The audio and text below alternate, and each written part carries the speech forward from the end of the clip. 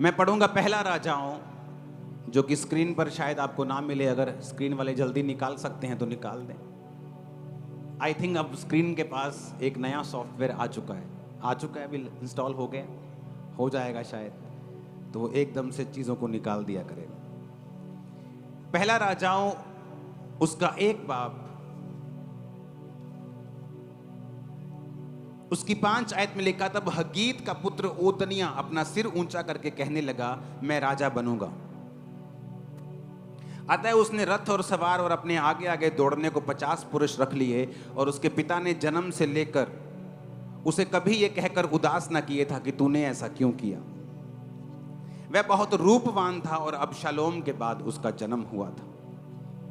पहला राजा 1 उसकी 5 और 6 आयत। आप में से कितने लोग हैं जो रोज की रोटी वचन सुनते हैं? जो नहीं सुनते वो हाथों को उठाओ जरा। बहुत लोग हैं अभी भी। आपको रोज सुनना है, क्योंकि वो लाइव भी होता है और आप लाइव के बाद भी उसे सुन सकते हैं। होता क्या है, जब आप सेवकाई के साथ परमेश्वर के चर्च भवन में जुड़े हुए हैं तो आपको पूरा वचन सुनना पड़ेगा। उससे क्या होगा, आपकी स्पिरिचुअल लाइफ जो है वो कभी भी कमजोर नहीं रहेगी, और वो वचन आपको फीड करता रहेगा। जितने जिम जाते हैं, मैं उनसे क्वेश्चन करना चाहता हूं, क्या आप हफ्ते में 1 दिन जिम जाकर बॉडी बना सकते हैं? आप हफ्ते में 1 दिन खाकर जिंदा रह सकते हैं? हाँ, जिंदा रह सकते हैं, पर क्या हेल्दी रह सकते हैं? नहीं।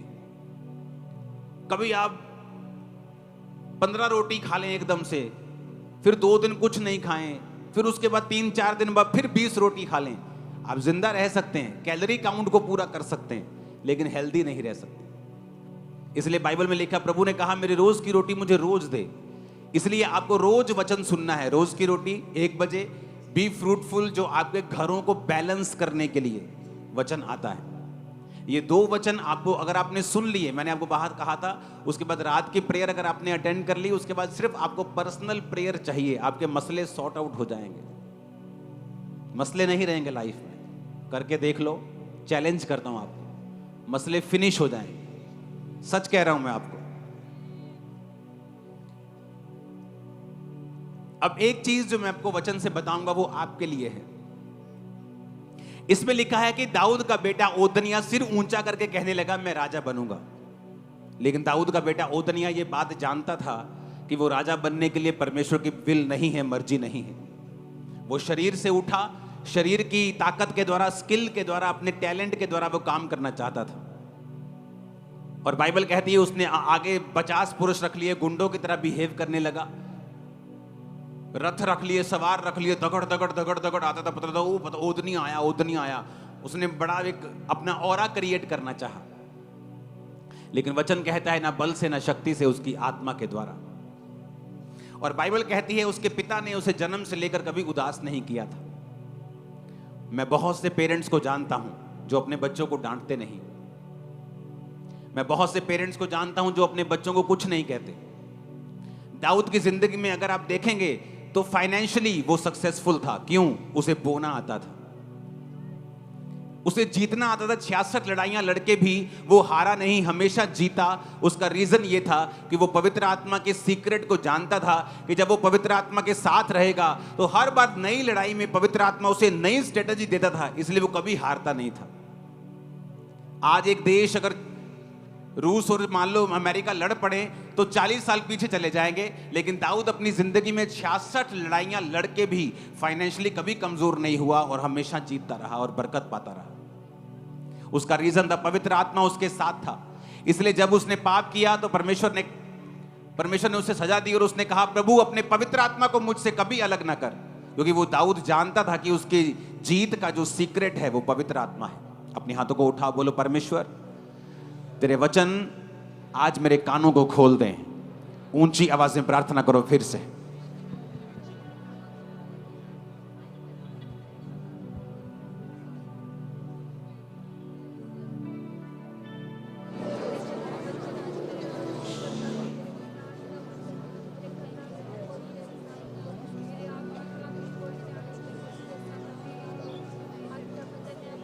आमीन।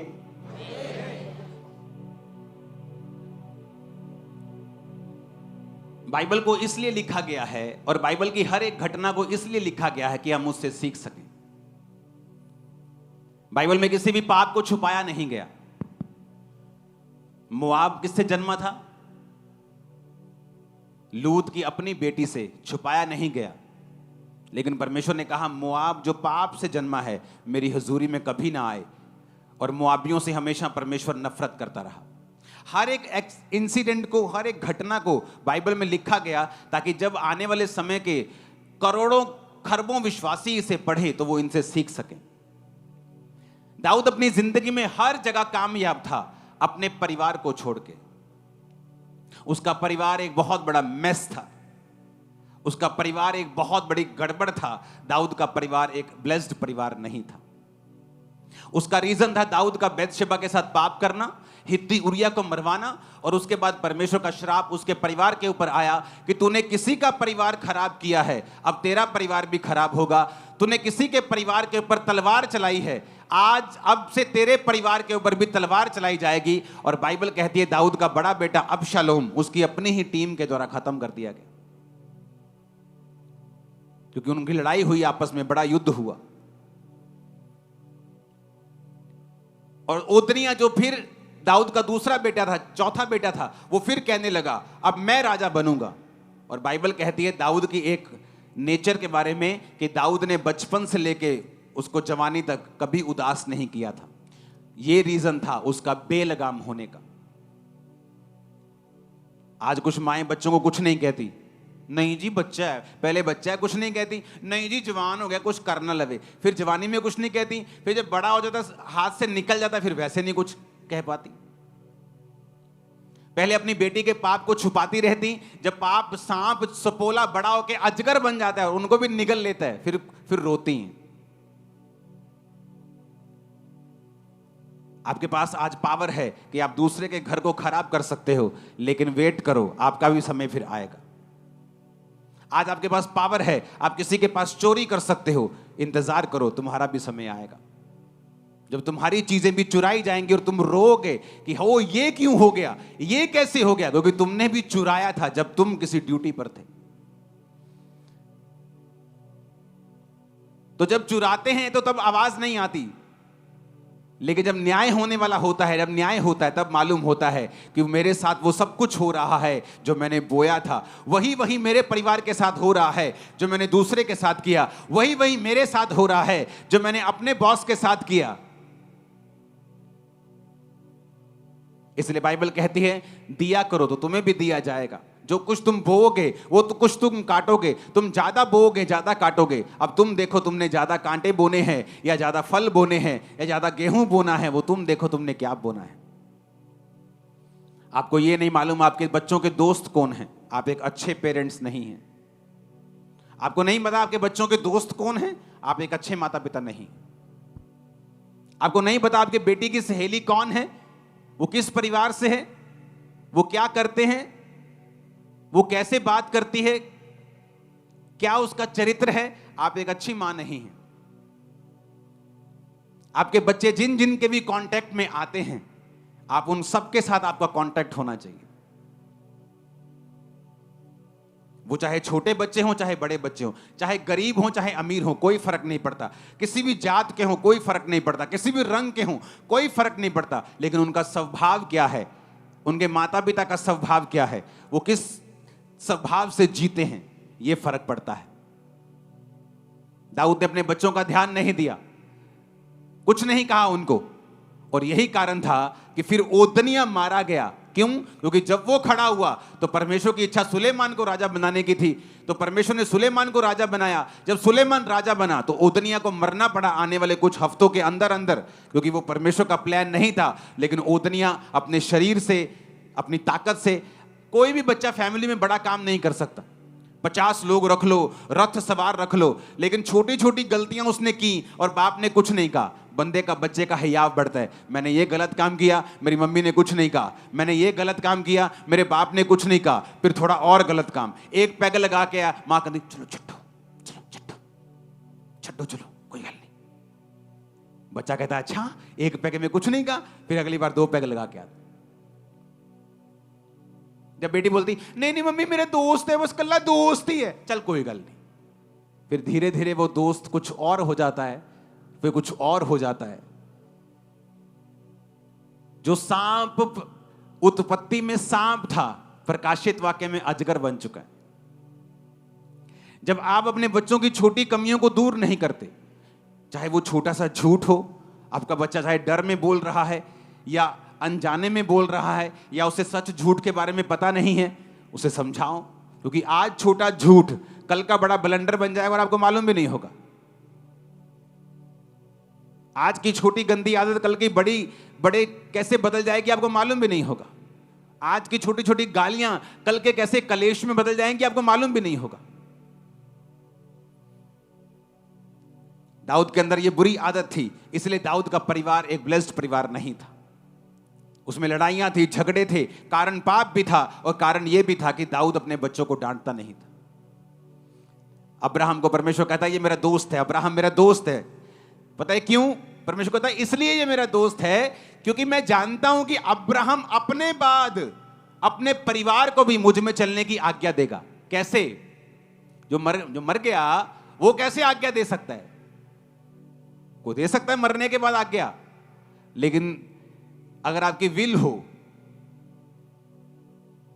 होती है ना, वसीयत कि इसहाक के नाम अब्राहम की वसीयत, जब जब इसहाक परमेश्वर में चलेगा और चलता रहेगा मेरी संपत्ति का हकदार होगा।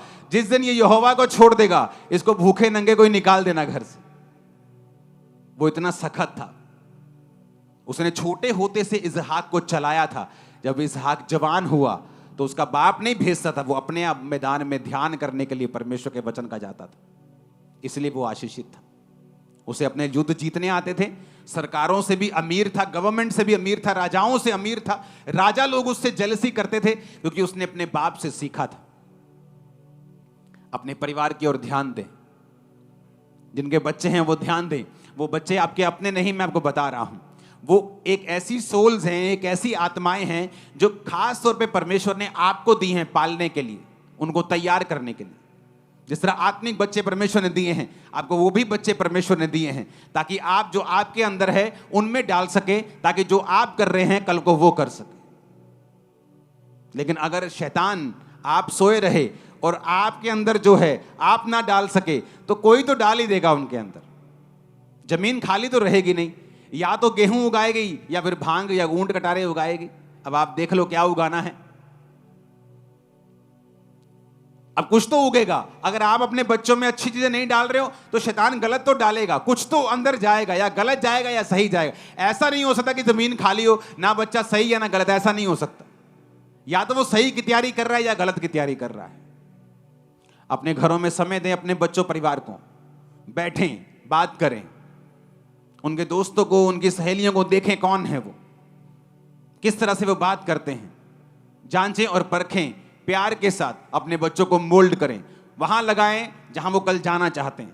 आपके जीवन की कमियां हैं, आप शराब पीते हैं, नशा करते हैं, छोड़ दें। बच्चों के सामने वो चीजें मत करें, वही चीजें करें जो आप चाहते हैं आपके बच्चे आपको फॉलो करें। आप ब्लेस्ड हैं यीशु मसीह के नाम में। अब मैं आता हूं आज के वचन के ऊपर। आप नोटिस करेंगे नीति वचन 23 उसकी 7 आयत, मती 12 उसकी 34 आयत, निर्गमन 19 उसकी 5 आयत, यूहन्ना 20 उसकी 21 आयत, पहला पत्रस 2 उसकी 9 आयत। मैं फिर से बोलूंगा, आप नोट करेंगे। नीति वचन 23 उसकी 7 आयत, मती 12 उसकी 34 आयत, 19:5 निर्गमन की 19 उसकी 5 आयत, यूहन्ना 20 उसकी 21 आयत, पहला पत्रस 2 उसकी 9 आयत। मैं पढ़ूंगा नीति वचन 23 उसकी 7 आयत को। क्योंकि जैसा वह अपने मन में विचार करता है वैसा वह आप है। For as he thinketh in his heart, so is he. Bible कहती है जैसा तुम अपने मन में विचार करते हो तुम वैसे ही हो। इसका मतलब यह है कि यह बहुत जरूरी है कि आपके मन का विचार क्या है, यानी आप अपने मन में अपने लिए क्या सोचते हैं कि आप कौन हैं।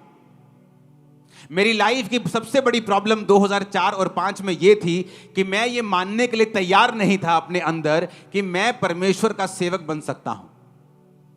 जबरदस्ती ले हैंड करवाती थी टीम कि चलो ले हैंड करो, प्रेयर करो, लेकिन मुझे विश्वास नहीं था कि मैं एक सेवक हूं।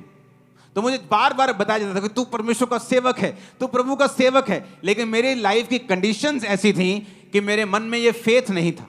और जब तक आप पूरी तरह से विश्वास में नहीं भरते, आपकी लाइफ की बहुत सारी मुसीबतें आपको छोड़ के नहीं जाती।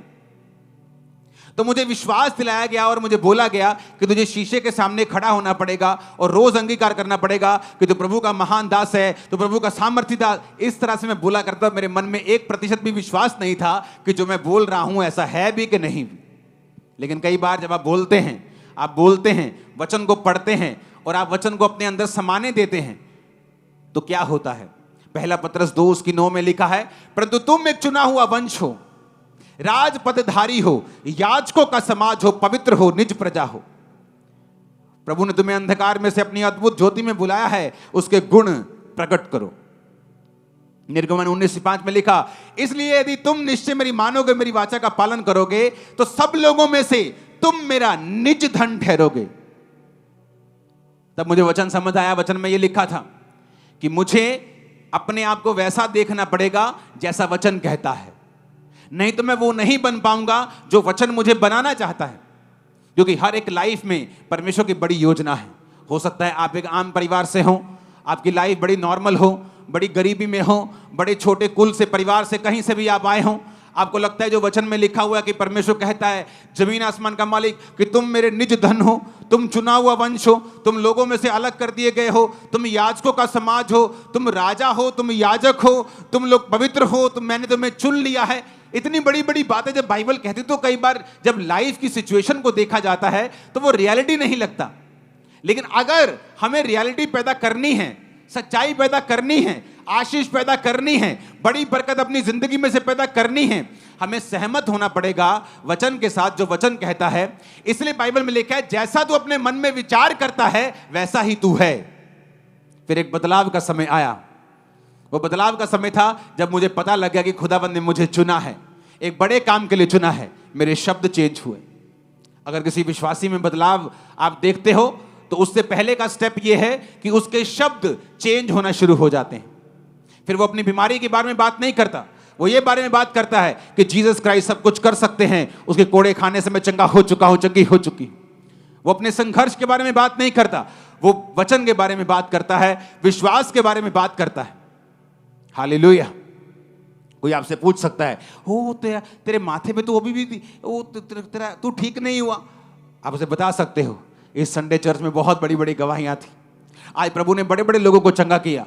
बड़े बड़े सालों के बाद लोग व्हील चेयर से उठे, बहुत बहुत सालों के बाद लोगों ने अपने बेबीज को पाया। उसके कोड़े खाने से मैं चंगा हो चुका हूं, ये तो कुछ भी नहीं, ठीक हो जाएगा, अभी देखना तुम ठीक हो जाएगा। वो नहीं रहेगा, क्योंकि आपको जवाब देना आ चुका है। जैसा तू अपने मन में सोचता है तू है, वैसा ही तू बन जाएगा।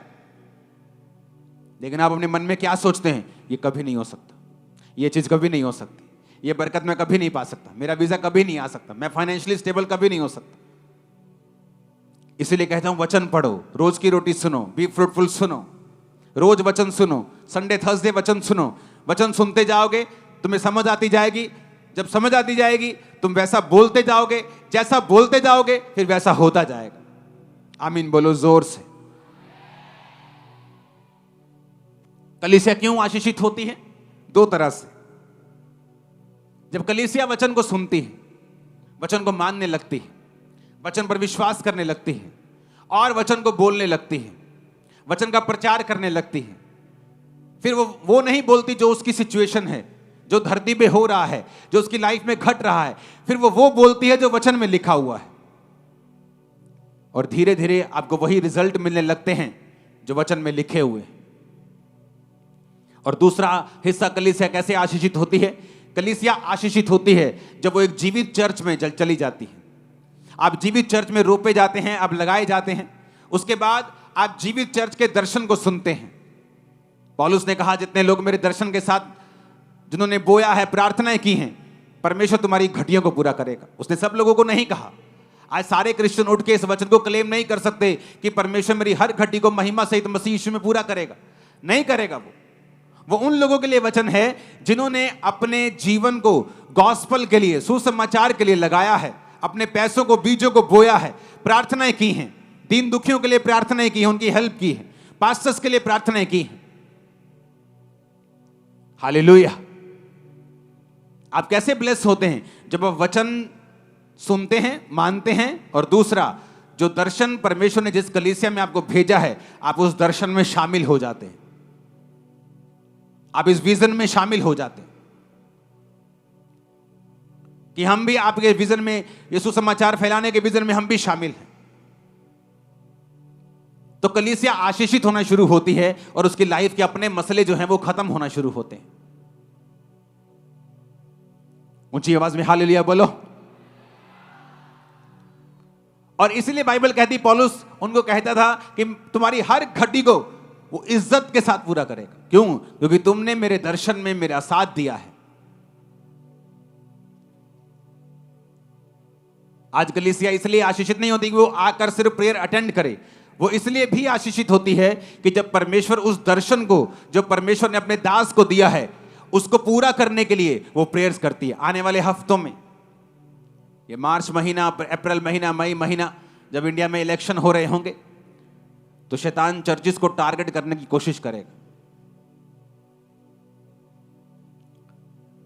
और जब आपको पहले से बताया जा रहा है, ये बात इसलिए नहीं बताई जा रही कि आप अब चुगलियां करें, अच्छा इतना होना, आपको इसलिए बताई जा रही है कि आप इसके लिए क्या करें?